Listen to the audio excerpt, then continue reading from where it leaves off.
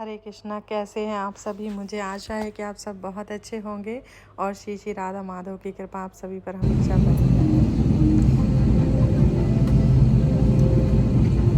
कहाँ जा रहे हैं?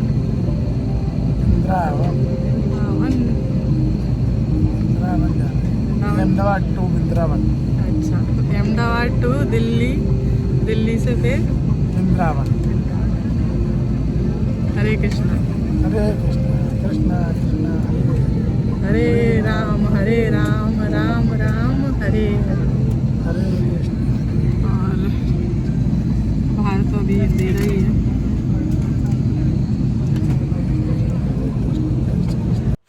और सुबह सुबह की फ़्लाइट थी 6 बजे की, तो सुबह जल्दी घर से 4 बजे निकल गए थे और अचानक ही जाने का प्लान बना क्योंकि मंदिर से ग्रुप गया था।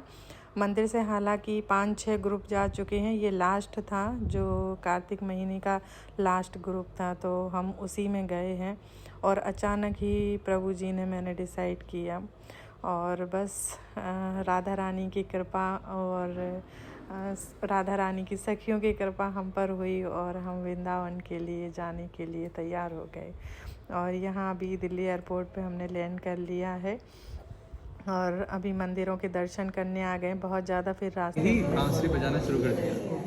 तो उस समय सभी गोपियाँ उसको श्रृंगार कर रही थी कि श्रृंगार करके जाएंगे, लेकिन क्या हुआ क्योंकि भगवान समय से पहले ही उन्होंने बांसुरी बजा दी और उन्होंने एक ऐसे राग में बांसुरी बजाई कि भगवान की बांसुरी सुन करके जो इंदुलेखा देवी थी वो अपना श्रृंगार करना भूल गई और जिस भी हालत में थे वो तुरंत वहाँ पे पहुँच गए। तो यही वो स्थली है, वो जो पेड़ का वहीं उनका झूला था वहाँ पर, तो क्योंकि रूठ गई थी तो इसलिए भगवान ने उनको फिर झूला से उतर करके वो तालाब के पास से बैठ गई थी। फिर भगवान ने उनको मनाया, उनको झूला पर बैठाया, उनको श्रृंगार किया और फिर जब उनके श्रृंगार पे जब उनको देखा कि उनका पूरा श्रृंगार हो गया है कि नहीं, तो देखा कि उनकी आंखों में काजल नहीं है, तो वही उन्होंने वहाँ पर ये शिला का निर्माण किया जिसका नाम रखा है काजल शिला, और इससे भगवान ने उनका काजल किया। कभी भी स्पर्श करेंगे हाँ तो उसमें काजल उसमें निकलेगा, उसको आंखों में लगा लेते। और पहले हम बरसाना गए हैं। बरसाना में 3-4 दिन हम रुके, वहाँ के हमने दर्शन किए जो राधा रानी की अष्ट सखियाँ हैं। उसके बाद हम वृंदावन गए थे। राधा रानी के साइड में जो फर्स्ट खड़े हैं वो जो है विशाखा सखी। ये जगह का नाम है कामाई और इधर विशाखा सखी का जन्म हुआ था। सो विशाखा सखी का बगल में जो कड़े हैं, मतलब उनके लेफ्ट साइड में इस तरफ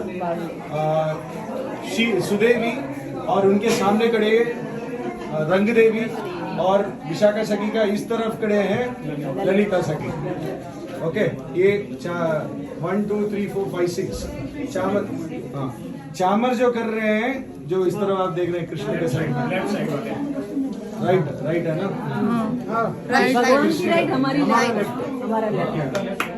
अपना राइट। लेफ्ट साइड में ललिता सखी है, राइट साइड में जो है विशाखा सखी है। विशाखा सखी का बगल में जो है सुदेवी सखी है और सुदेवी सखी के सामने जो है रंग देवी सखी है। हरे कृष्णा। कौन सा मंदिर है प्रभु जी? सुदेवी सखी, सुदेवी सखी सुदेवी सखी सुनेरा जो वो भी सुदेवी जी करती है। जैसे कॉमन सेंस तो है कि है ना, कृष्णा का ग्लोरिफिकेशन करना, उनके लीला पाठ, उसकी लीला का भाग लेना।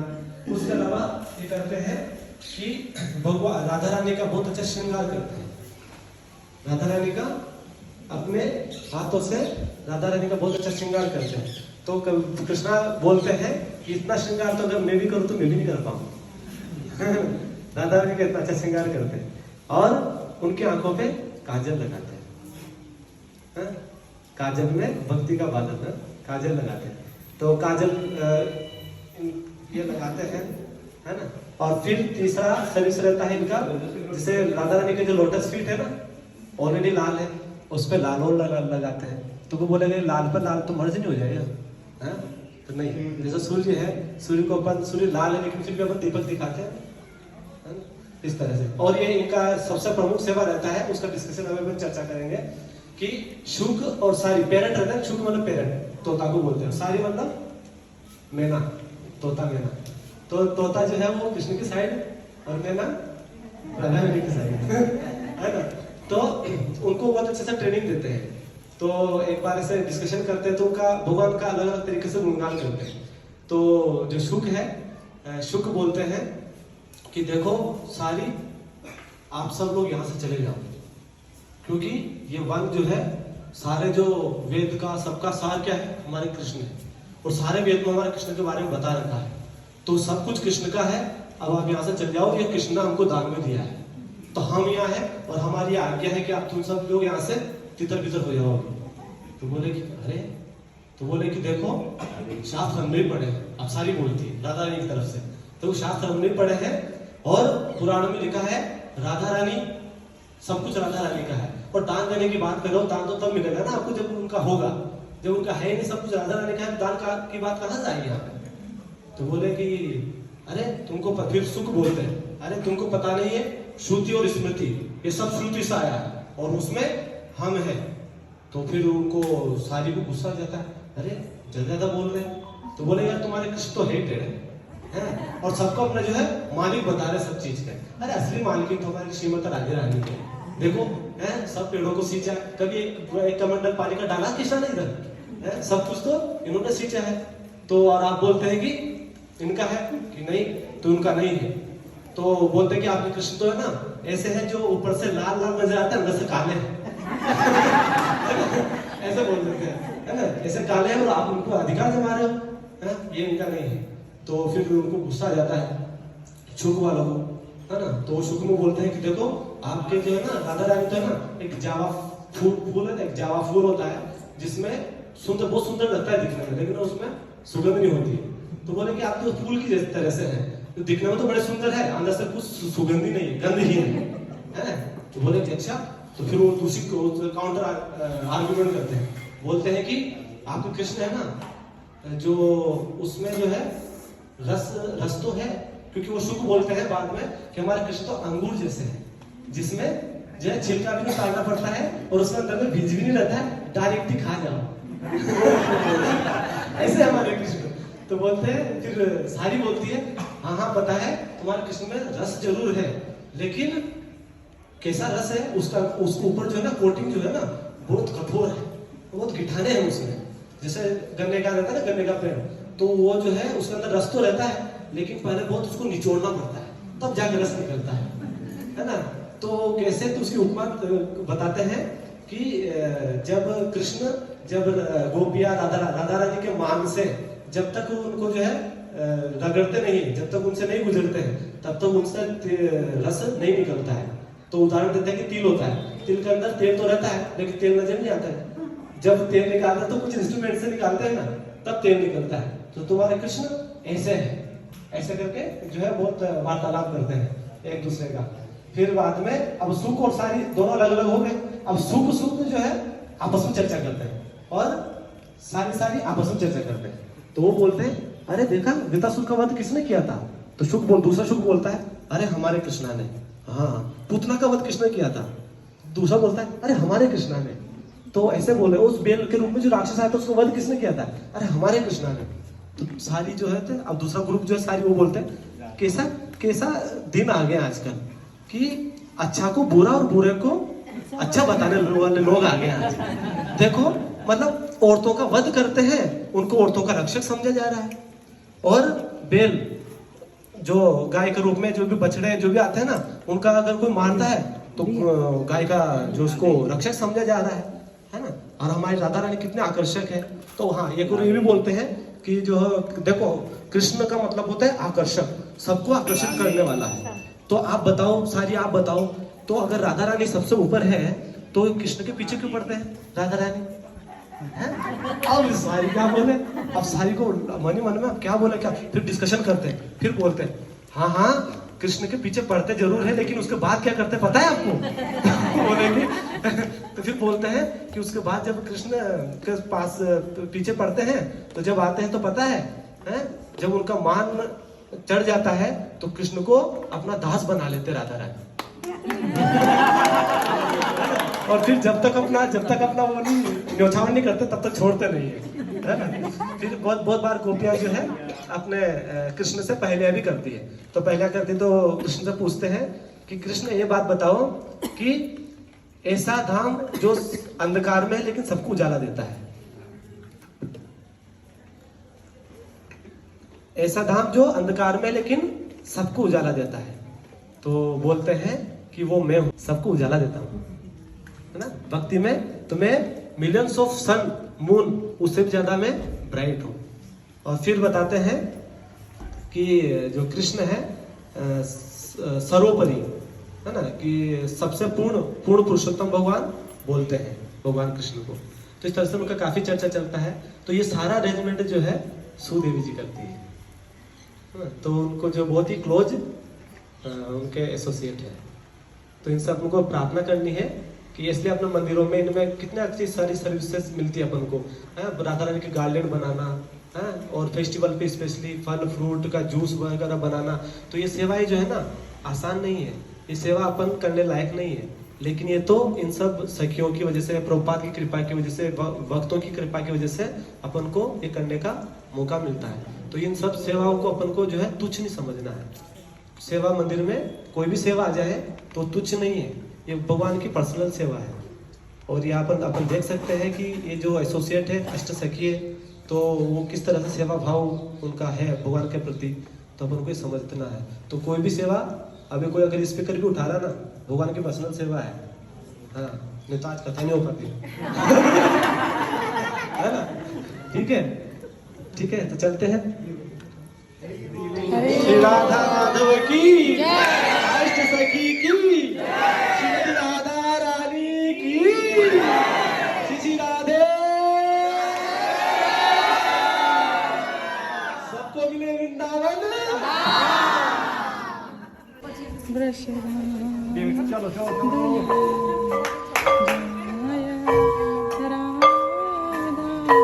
बदलाव तब क्योंकि राधा और कृष्ण का संबंध जो है बहुत गहरा है, तो उस गहरे संबंध को जो है ललिता माता रिवील करती है। तो ललिता जी का काम क्या है बताया था ना प्रभु जी ने वहाँ पर कौन से स्थान पर गए थे अपन मॉर्निंग में, विशाखा में बताया था प्रभु जी ने।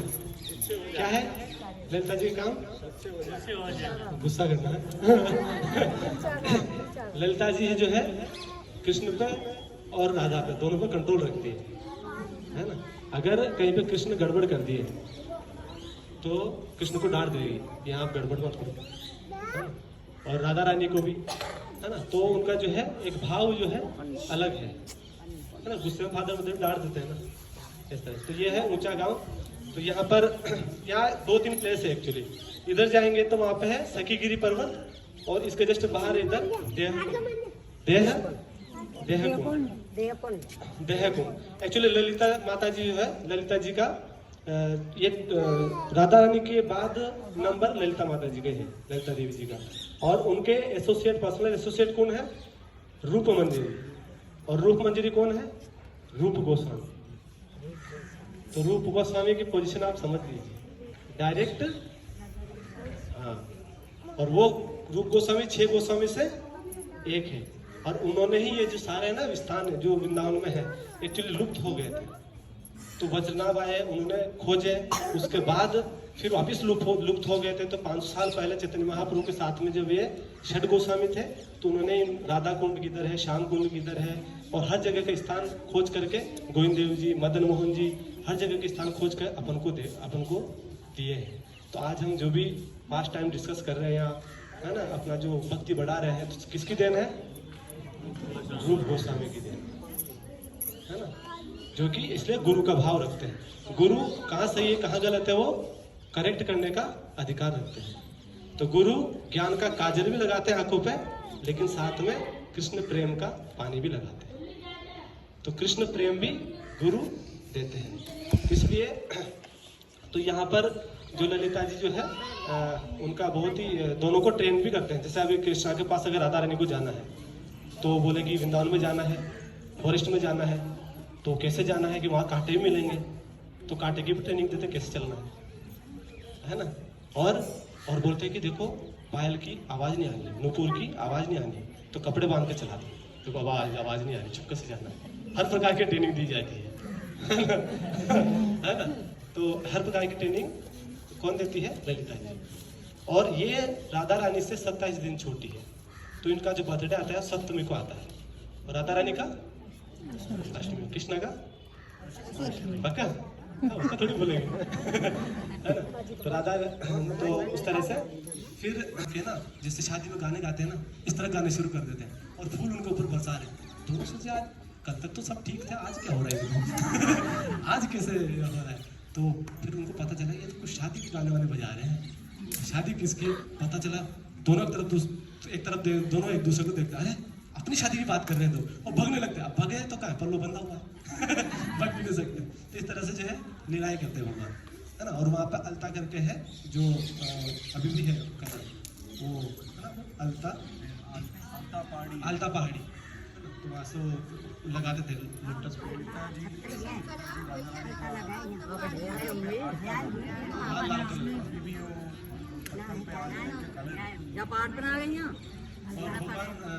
ललिता जी को वो ललिता जी कृष्ण को खाना खिलाती थी वहाँ पे। तो अभी भी 56 भोग की जो कटोरियाँ, 56 भोग कटोरी बोलते हैं, वो कटोरियाँ बनी हुई है।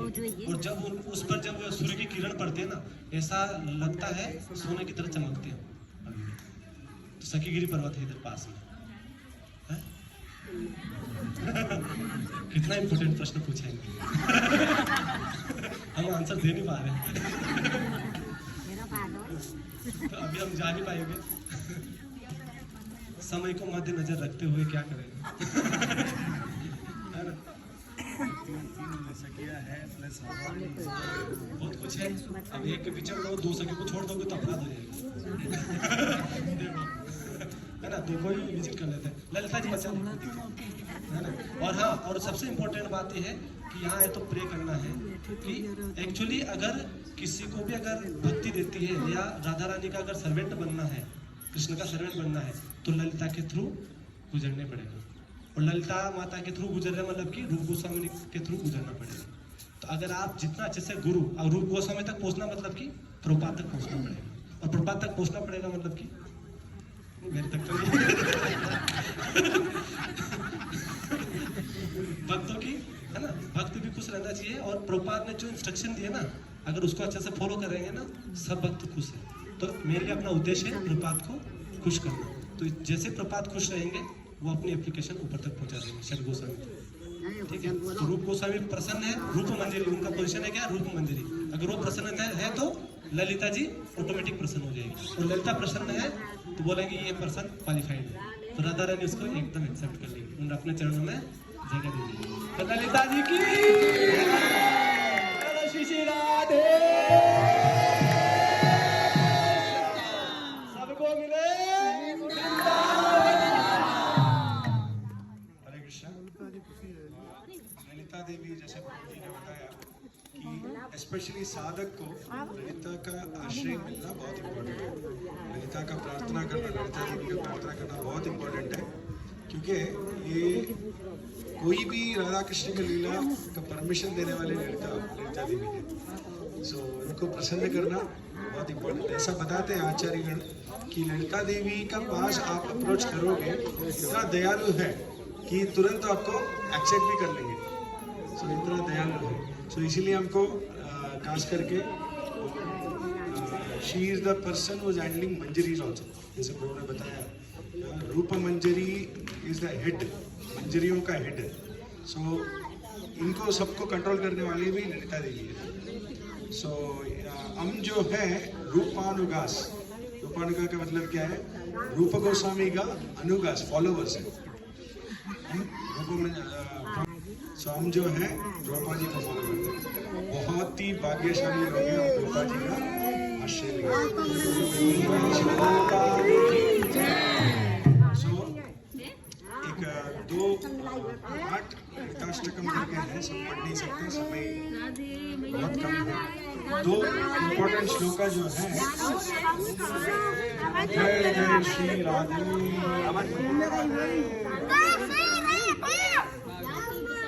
ललिता का 8 वर्सेस है ग्लोरीफाई करते हैं। तो उसमें से मुख्य दो श्लोक जो है आप सब लोग मेरे साथ रिपीट कर सकते हैं। आग बंद कर लीजिए, आँखों जोड़ लीजिए, ललिता को स्मरण करते हुए।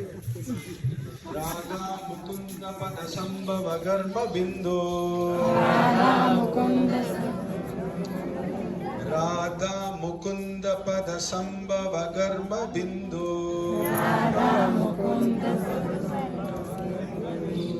निर्मांचनोपकरणी कृतदेहा लक्ष्या उतंगा सौहृदा विशेष वसा प्रक्लापां देवी गुणै सुललिता ललितां नमामि,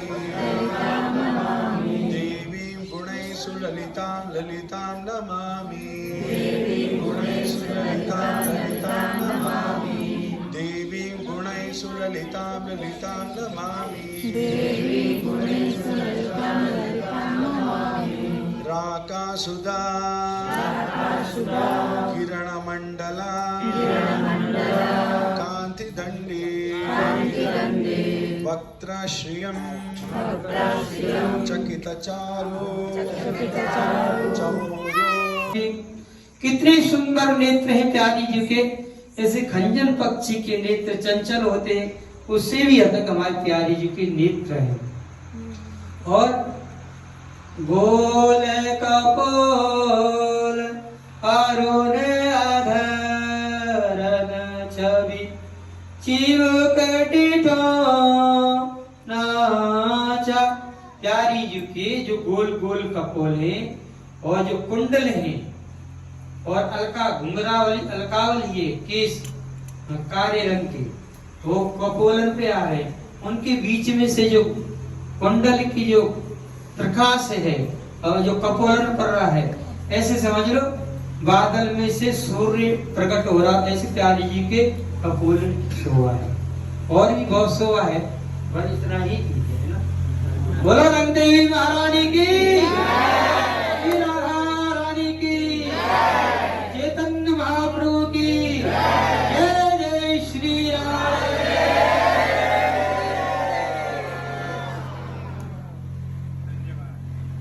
राधे राधे राधे कृष्णा कृष्णा राधे राधे राधे श्याम श्याम।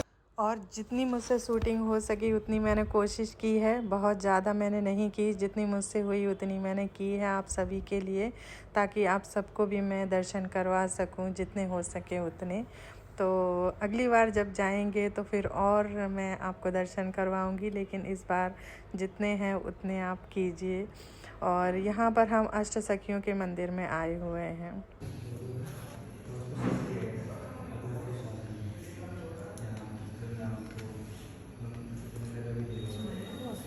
ये कौन सा मंदिर है? ये चित्रा सखी का। चित्रा सखी का।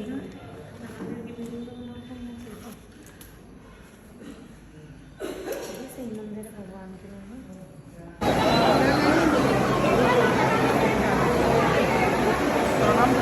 भगवान का मैं तो लेना, वो लेन ना दे रहे अंदर से सही दे ले।